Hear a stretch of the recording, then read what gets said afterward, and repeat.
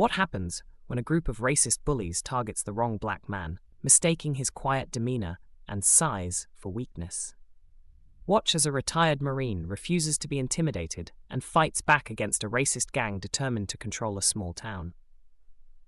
The late afternoon sun blazed down on Elijah Cole as he stepped out of his old dust-covered truck. A man of imposing stature, Elijah had the calm yet unyielding presence of someone not to be underestimated. His Marine Corps cap shielded his piercing gaze as he surveyed the quiet streets of Kenwick, a small town nestled in a valley that seemed forgotten by time. Elijah had arrived just 2 days prior, settling into a modest house on the edge of town. His plan was simple: teach self-defense at the community center, and finally enjoy a quieter life after years of service and chaos. As Elijah walked toward the diner at the corner of Main Street, he couldn't help but notice the lingering stares of passers-by. They weren't overtly hostile, but their glances stretched too long, curiosity failing to mask judgment. The diner, a relic of decades past, exuded a faded charm with its flickering neon sign and sun-bleached paint. The smell of frying food and brewing coffee should have been comforting, yet it carried an undertone of tension that Elijah couldn't ignore. Sliding into a booth near the window, and Elijah appreciated the momentary quiet. A weary waitress approached, her smile polite, but guarded. "Coffee?" she asked, pen poised over her pad. "Please, and whatever special you've got," Elijah replied, his deep voice calm and measured. She nodded and walked away briskly. Elijah adjusted his Marine Corps ring as he let his mind wander, thoughts of this fresh start mingling with the unease he felt beneath the surface. The bell above the diner door jingled, snapping him back to the present. 3 men entered, their loud laughter cutting through the muted conversations. Elijah glanced up briefly, his trained eyes assessing them immediately. The leader, a wiry man with a swagger that screamed insecurity, locked eyes with Elijah and smirked. His companions followed closely, their body language echoing his cocky demeanor. The leader's voice, sharp and mocking, filled the room. "Well, would you look at that?" he drawled, gesturing toward Elijah. "Big guy thinks he owns the place." Elijah's grip on his coffee cup tightened imperceptibly. So much for a peaceful meal. He had dealt with men like this before, loud, arrogant, and desperate to prove something. He kept his gaze low, hoping they'd move on, but their steps brought them closer. "Hey, buddy," the leader said, his voice dripping with mockery. "Didn't know the circus was in town." Elijah didn't react, calmly taking another sip of his coffee. Silence, he had learned, often disarmed fools better than words.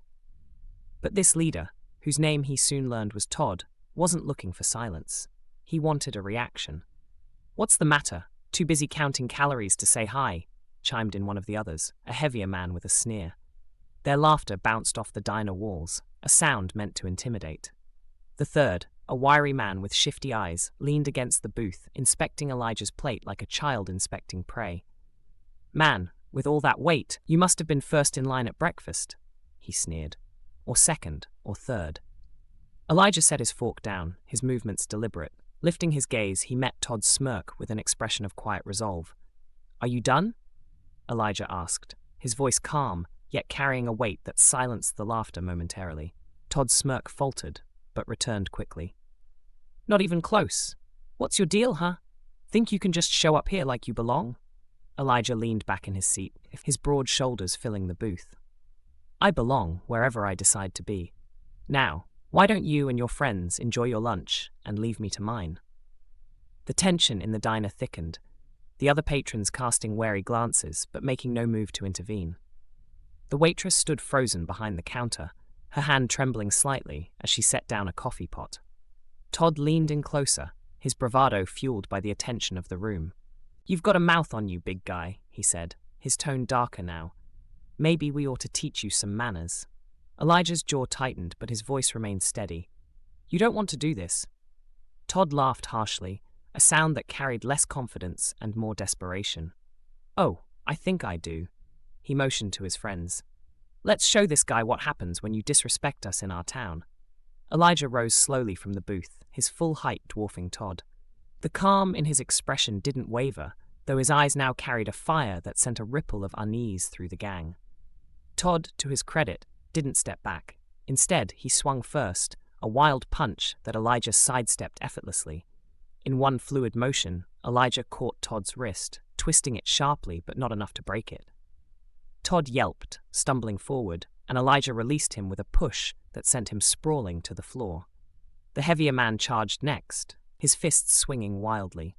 Elijah ducked under one punch and countered with a precise jab to the ribs. The man staggered, clutching his side as he wheezed. The wiry man grabbed a chair and swung it high, aiming for Elijah's head. Elijah stepped aside, catching the chair mid-swing and yanking it from his grasp. He tossed it aside with a loud clatter that echoed through the silent diner. Todd scrambled to his feet, his face red with anger and humiliation. "You think this is over?" he spat, his voice trembling. Elijah stepped closer, towering over him. "It is for now, but if you're stupid enough to come back, I'll be here." Todd's glare faltered under Elijah's unwavering gaze. He motioned to his friends, and they retreated, their bravado replaced by muttered curses and threats as they stumbled out of the diner. The door slammed shut behind them, leaving a heavy silence in their wake. Elijah turned back to his booth, adjusting his cap before sitting down. The waitress approached cautiously, her voice trembling as she spoke. "Are you okay?" "I'm fine," Elijah replied. "Sorry about the mess." "Don't apologize," she said quickly. "They've been terrorizing this town for years. It's about time someone stood up to them." Elijah nodded, though he knew this was far from over. Todd wasn't the type to let humiliation go unanswered. This was just the beginning. Later that evening, Elijah sat in his living room, the dim light of his laptop illuminating his face. He searched the local news archives, piecing together a disturbing pattern. Vague reports of harassment, vandalism, and assaults, all seemingly linked to Todd and his crew.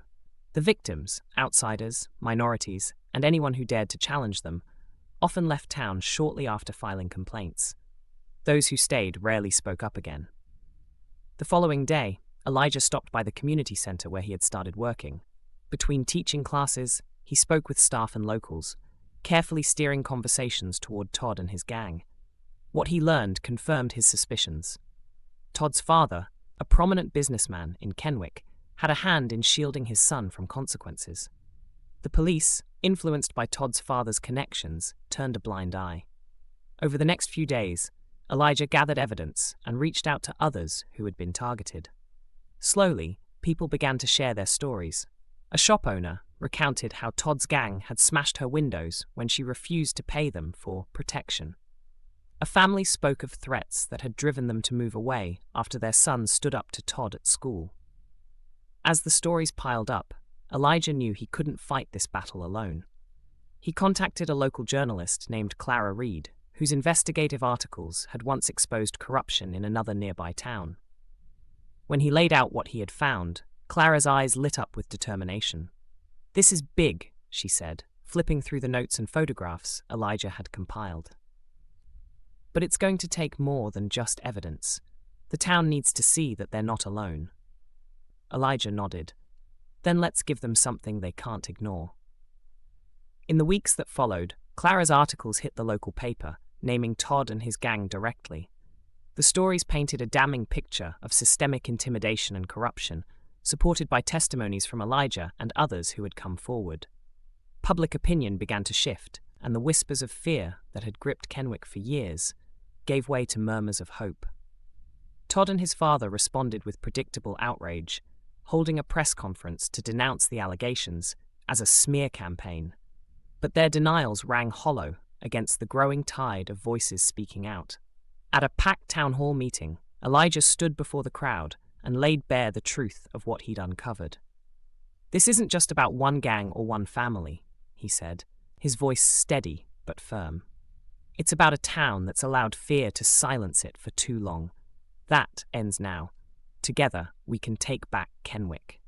The room erupted in applause, and for the first time, Elijah saw unity in their faces. The battle wasn't over, but the tide was turning. Todd and his family would soon learn that their reign of terror had met its match.